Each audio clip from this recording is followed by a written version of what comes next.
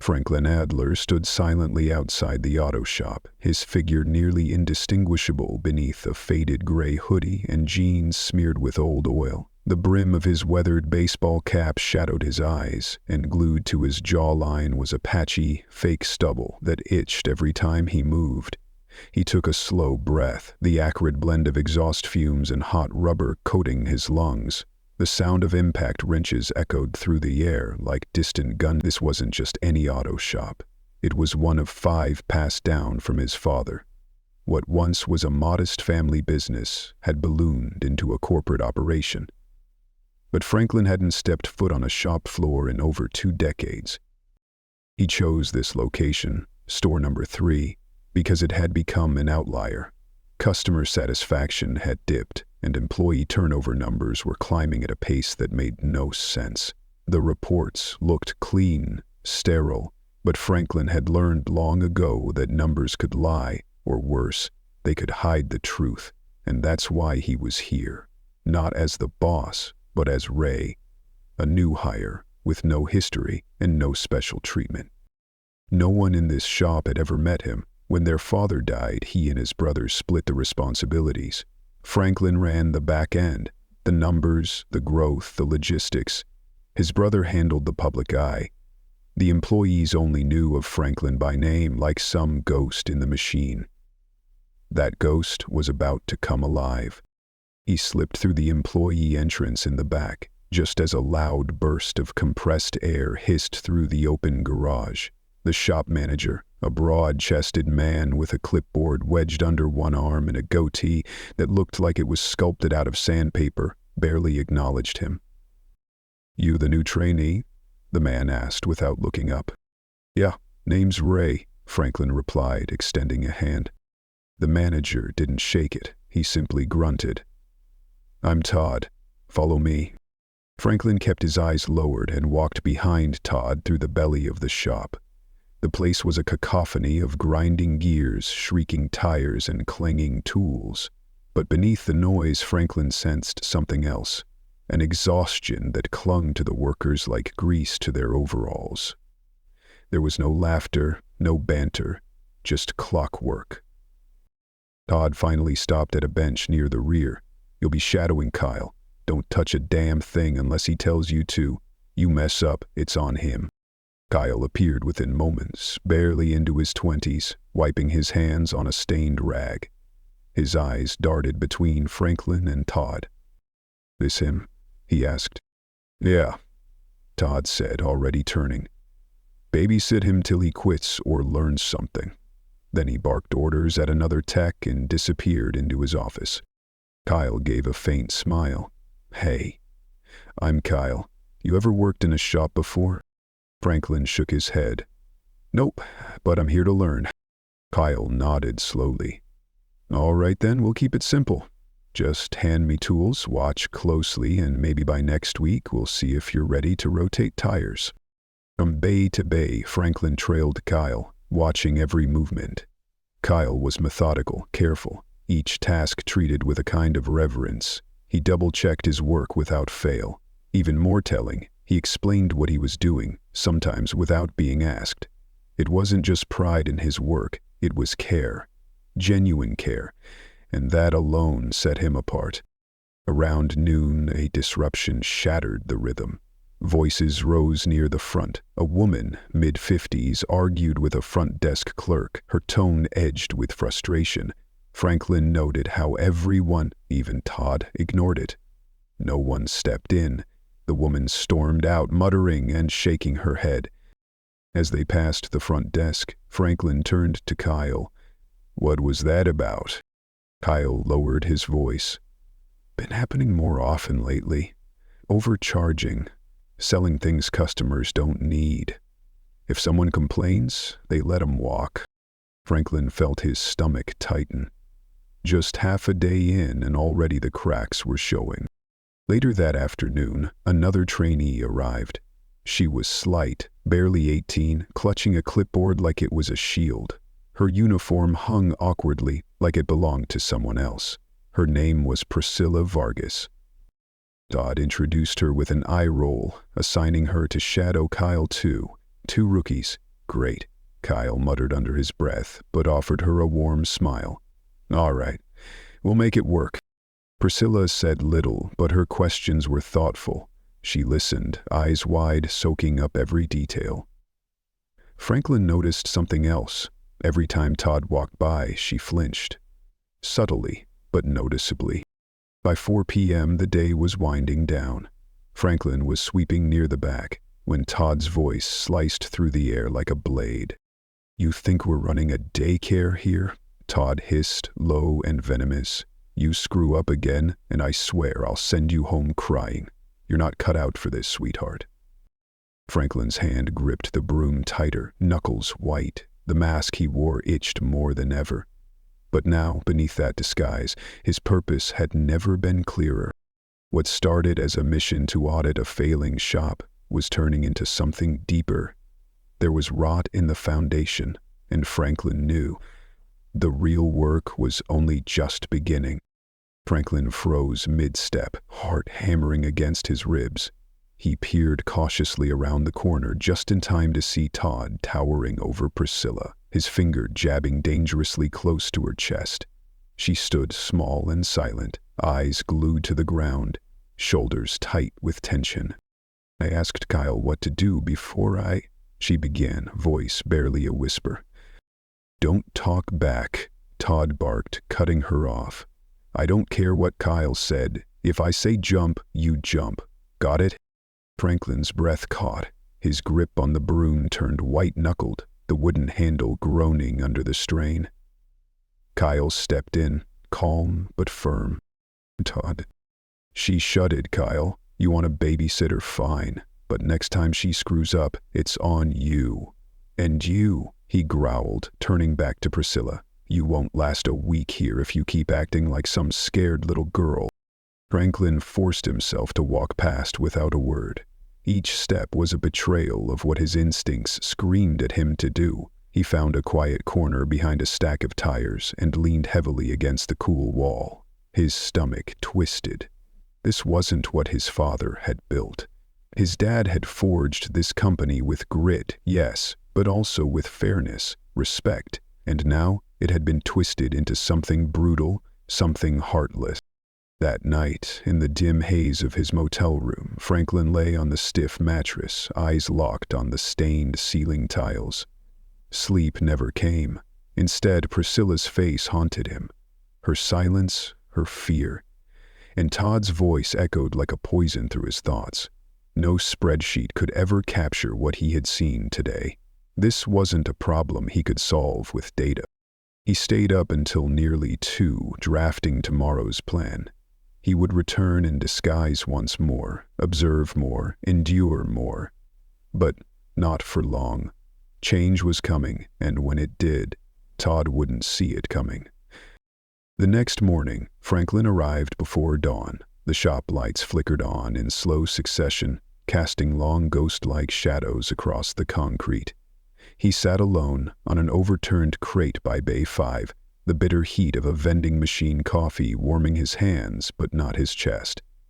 The shop felt colder today, and not just from the chill in the air.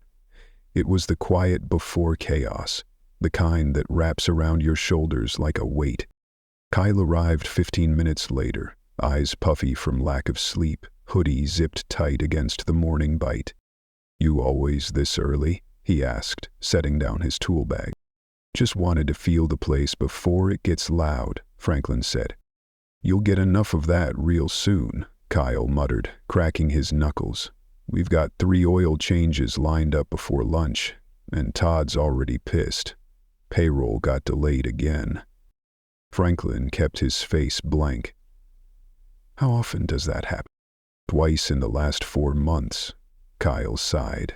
Always gets fixed, but no one knows until it's too late. You get used to it if you stick around. One by one, the others shuffled in. Quiet, heads down, shoulders hunched like they were bracing for impact. No one made eye contact. No music, just the distant hum of fluorescent lights and the occasional hiss of pneumatic lines waking up. Priscilla came in last. Her notepad was clutched tight to her chest, her boots untied, eyes swollen. She looked like she hadn't slept at all. One of the older techs looked her way, then immediately turned back to his tools. Kyle walked over to her and spoke softly. She nodded, her movements slow. They headed to Bay 3. Franklin followed at a distance, hands buried in his jacket pockets. "She didn't clock out right yesterday," Kyle whispered to him. "Todd said it'll come out of her check. She was already crying when I found her waiting at the bus stop." Franklin didn't answer. Couldn't. His jaw clenched so tight it ached. By mid-morning, the shop floor was a dance of constant motion. A tired Civic with a bad serpentine belt, a rattling minivan that needed new brake pads, and a Dodge pickup with a transmission howling in pain.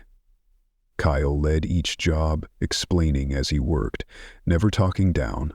He gave Priscilla the room to try, correcting her gently, encouraging her quietly. Franklin played the part of the helper well, asking questions, fetching tools, always watching. During a brief lull, they sat on the back concrete step, soaking up a moment of calm. Kyle lit a cigarette, shielding the flame with one calloused hand.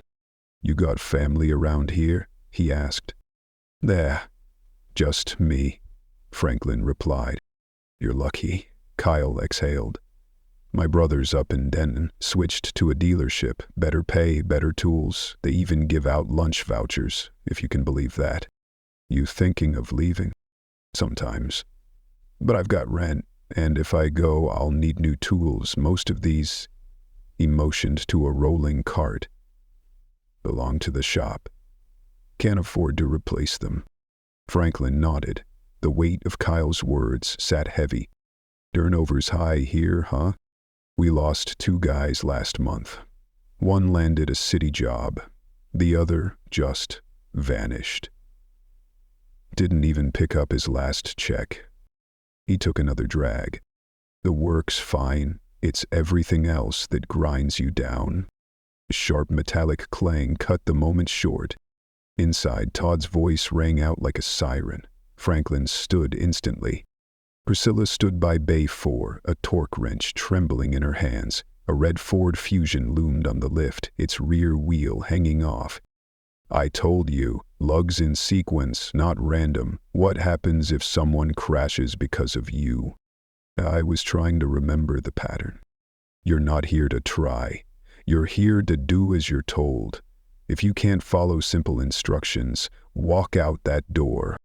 Franklin stepped forward, fists clenched, but Kyle placed a hand on his arm and shook his head subtly. Priscilla didn't speak. She didn't move, her eyes wide, the wrench limp in her grip. Todd let the silence fester. Then he snatched the wrench from her and slammed it onto the tool cart. "Put the wheel back on. Do it right, and if you mess up again, don't bother coming in tomorrow." He stormed off toward the office, boots thudding like thunder. Priscilla stood frozen a moment longer before bending slowly to finish the job, hands shaking as she worked. Franklin watched her, chest tight, rage simmering just beneath the surface. This wasn't just about mismanagement anymore.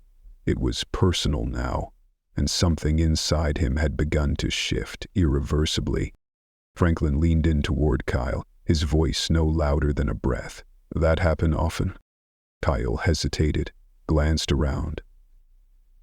"Only when no one else is around. Even then, most people pretend they didn't hear it." Later, Franklin quietly joined Priscilla to finish the job. He didn't speak, just handed her the torque wrench when needed. She gave him a silent nod when it was done, grateful but numb. The rest of the day felt like an exhale stretched too long. A customer came in angry about a brake job from 2 weeks ago. Todd spent 5 minutes blaming it on driver error before begrudgingly offering a partial refund. Kyle leaned over to Franklin afterward and murmured, "That refund comes out of the shop's bonus pool. We all pay for his screw-ups." As the clock crept toward 5, Franklin noticed a clipboard on the front desk. A list of names and hours, some crossed out, others with messy handwritten edits. He recognized 2 of the names, techs who hadn't shown up that day. He turned to the receptionist, a young woman with fatigue stitched into her eyes, phone wedged between ear and shoulder. "What's this?" Franklin asked, nodding at the clipboard. "Payroll edits," she said flatly. "Todd said he had to fix some entries. Happens every week." Franklin scanned the paper. Some employees had 10 hours missing. Others had entire days erased. A cold knot formed in his gut. He nodded slowly and walked back to the garage. Kyle was packing up his gear. Franklin approached, voice low. "Have you ever checked your pay stubs closely?" Kyle looked puzzled. "Why?" "Just it might be worth comparing them to your hours. Last 3 weeks." Kyle studied him for a beat. "You see something I should know about?" Franklin hesitated. "Just look." That night, Franklin sat in his rental car outside a fast food joint across from the shop. The building grew dark, one flickering light at a time. He pulled out his phone and dialed a number buried in his past. "Hey," he said when the line clicked open. "It's Franklin. I need you to audit something, quietly. I think we're being robbed from the inside." He hung up and stared at the quiet building. For the first time, he didn't see a failing shop. He saw people. Exhausted, used, discarded. They weren't broken machines. They were the heart, and it had been ignored for too long. Next morning, Franklin parked in the same back corner, headlights off, the windshield fogged around the edges. A half-eaten sandwich from last night lay untouched beside him. He hadn't slept. His accountant had called at midnight. The audit confirmed everything. 6 months of payroll data exposed a pattern. Hours edited, overtime erased, bonuses never issued. It wasn't incompetence. It was theft. Systemic. Calculated. And it was coming from someone inside. As the first workers arrived, Franklin stepped out of the car. Kyle trudged in from the bus stop, hoodie damp, breath visible in the morning air. "You were right," Kyle said without preamble. "I'm short 15 hours this month. Last month was worse." Franklin nodded. "You tell anyone else?" "I told Isla. She checked too. Same deal. When she asked about it before, Todd told her she must have forgotten to clock in." Franklin's tone was flat. "You think people are scared to speak up?" "Of course.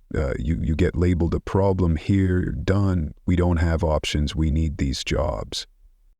Franklin looked at the shop building. "You ever seen the raw time logs?" Kyle shook his head. "Only Todd has access." That sealed it. They walked in together. Franklin peeled off near the tool racks to keep up the act, but his mind was racing. One more day to gather everything. By mid-morning, something had shifted. Elaine cornered Franklin near the parts cabinet. "You're Ray, right?" she asked, voice low. He nodded. "You asked Kyle about hours. You looking into something?" Franklin paused. Then, just above a whisper, "Trying to understand what's happening." She looked around. "They've cut my hours twice. I've been here almost 7 years. When I pushed back, Todd said I was lucky to still have a job. You ever go above him?" She laughed bitterly. "To who? I emailed corporate once, got written up 2 days later for insubordination." She left before Franklin could reply. During lunch, Franklin sat outside near the dumpster pretending to eat while watching Todd laugh through the break room window. Feet up, phone in hand, clipboard balanced on his knee, the same clipboard that hid the altered hours. Then, just before close, it happened. A customer stormed in, red-faced and holding a crumpled receipt. "This says I paid for a tire rotation. I didn't get one. Now I've got uneven wear." Todd didn't budge. If it's not on the work order, it didn't happen. It's itemized, $45. "That's a mistake. We'll refund it." "I don't want a refund. I want what I paid for." Todd shrugged. We're booked. Come back next week. What kind of shop is this? Todd stood. Sir, if you keep yelling, I'll ask you to leave. Franklin stepped forward. I'll take care of it. Todd turned, shocked. You're a trainee. Stay out of it. I know how to rotate tires. Todd stepped closer. You touch that car, you're done. Franklin met his gaze. Then fire me. The shop went silent. Todd's jaw worked, but no words came. Franklin turned to the customer. Bay 4. I'll handle it, free of charge. The man hesitated, then nodded and left. Todd didn't move. That night, Franklin stayed late. When the shop was empty, he slipped into the office. The desk drawer was unlocked. Inside, those same altered timesheets, Todd's handwriting all over them. Forgot to clock in. Adjusted. He snapped photos of every page. Then, the computer. The time card software was still logged in. Todd hadn't even bothered to sign out. Franklin downloaded the log. Every edit, every missing hour, all traced back to Todd.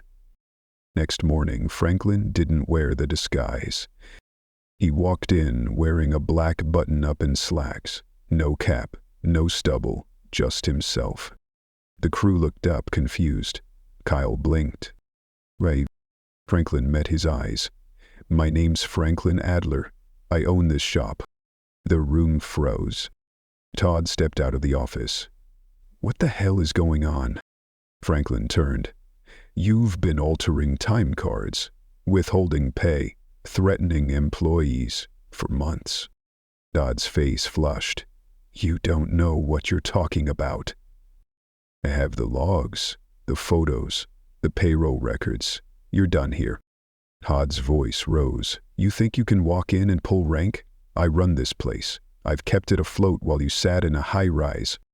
Franklin stepped closer. You stole from these people. You humiliated them, mocked customers, and you disgraced everything this company stands for. Kyle stepped forward. He's telling the truth. I checked. My hours were off. Mine too, Ela added. I've got emails, screenshots. He's been skimming for years. The room filled with murmurs as the rest of the crew stepped forward. Todd's eyes darted from face to face. Alone for the first time. No one said a word in Todd's defense. The silence was not uncertainty. It was judgment passed in quiet unity. Franklin's voice was calm, firm. Leave. Now. Todd didn't argue. He grabbed his coat, stormed past the bays, and slammed the door behind him. The early morning sunlight bathed the parking lot outside, golden and clear. Inside, it felt like the air had finally shifted, though no one spoke for a long while. Then Ela asked the question that hovered in everyone's mind. What happens now? Franklin looked around the room, faces worn down by routine and resignation. Now, he said softly, we fix this. Together. He walked to the back wall and yanked down a faded, crooked poster that read, Every minute counts. Behind it, the wall was cleaner, the paint less aged, a mark of something long forgotten. We start by listening, and by making sure nothing like this ever happens again.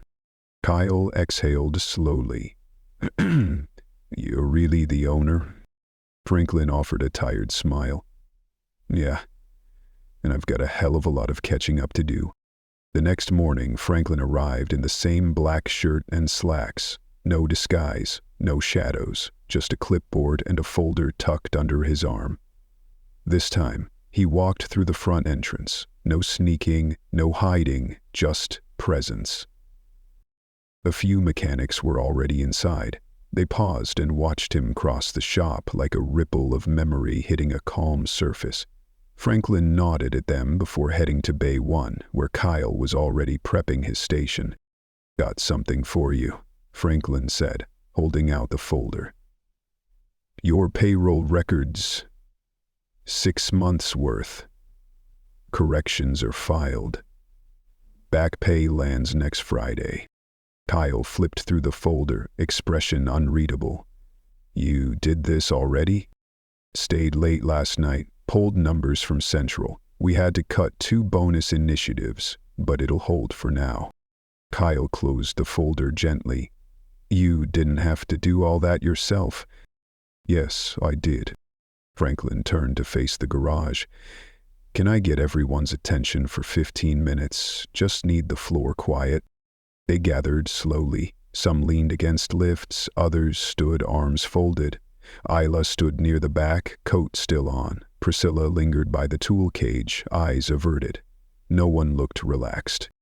Franklin stepped to the center of the floor and set the clipboard on a cart. I came in pretending to be someone I wasn't. That makes it hard to trust me. I know, but I did it because the reports weren't telling me what I needed to hear. What I saw and hear, the things I allowed to happen, that's on me. I can't undo it. But I can change what comes next. No one interrupted. A few exchanged glances, waiting. I've made decisions. Real ones. Not band-aids, structural fixes. He pulled a sheet from the clipboard. First, all time cards will now be managed through a third-party system. No internal access to edits. You'll see your hours live. You'll be able to track changes and report discrepancies directly to me. That contract's already signed. Isla's stance softened. A younger tech murmured something under his breath. Priscilla's gaze finally lifted. Second, we're setting up an anonymous reporting channel outside HR. Everything you send will be logged, timestamped, and investigated within 72 hours, no exceptions. Kyle nodded, quiet but sure. Third, the bonus pool's been mishandled. Starting next quarter, it's tied to team metrics. Revenue, yes, but also customer satisfaction, safety, and employee retention. When the shop does well, everyone benefits. More murmurs now, still quiet, but warmer. Finally, Franklin said, scanning their faces, we're hiring a new floor supervisor from outside this location. Interviews begin next week. Until then, I'll be on the floor. Daily. In gear. Isla arched a brow. You mean actually working? Franklin nodded, wrench in hand. She smirked. You sure you can do more than sweep? He grinned. I used to. I'll need a refresher. Laughter broke, light and imperfect, but real. Then he turned to Priscilla. You deserve an apology. From me. From leadership. She looked up, startled. You don't have to. I do. He stepped forward, careful not to crowd her. You were mistreated under my roof. That should never happen, especially here. I saw it, and I didn't stop it. I won't make that mistake again. She nodded. Her eyes shone, but the tears held. Franklin turned back to the crew. We're short-staffed. That won't change overnight, but help's coming. Monday we bring in a training coordinator from Denton, one of our best. Her job, support new hires. Make sure you're not left carrying the weight alone. Kyle raised a hand. What about tools? A few of us are sharing sets because we can't afford our own. You'll get a one-time equipment stipend, enough to cover basics. Long-term, we're starting a tool ownership program, interest-free, gradual buy-ins. No more sharing if you don't want to. No one asked questions. They just listened, the way people do when hope is too fragile to touch yet. Franklin closed the clipboard. This was never meant to be a place you dreaded coming to. That's on me. If you'll let me, I'll earn your trust back. Not with promises, with action. The meeting dissolved on its own. People drifted back to work, no orders needed. Franklin didn't stop them. He grabbed a rag and walked to Bay 2. Kyle caught up near the compressor. You serious about being on the floor? Franklin held up a pair of gloves. Brought my own. Kyle laughed. Short, honest. Then you're starting on the Tahoe. Needs a new water pump and belt tensioner. Show me where the gasket scraper's capped. By mid-afternoon, Franklin's hands were filthy, his back sore, and grease smudged across his shirt. He hadn't worked a line since his 20s, but the ache felt good. It felt earned. Ear closing, he stepped into the break room. Priscilla sat alone, picking at a sandwich, a guidebook on engine diagnostics open in front of her. He sat across. "You sticking with it?" To close the book. "I don't know. I like the work. It just wasn't what I expected." Expected it to be easier? No, I expected someone to have my back. Franklin nodded slowly. "You still might not. Not right away. But I swear to you, if they don't, they'll answer for it." Her voice softened. "Why'd you come here yourself?" "Because I forgot what it was like to be on the floor. I started thinking in numbers. I forgot those numbers were people." She didn't say anything, but she didn't leave either. That night, Franklin locked up the shop alone. The floor was clean, tools back where they belonged. The silence wasn't heavy anymore.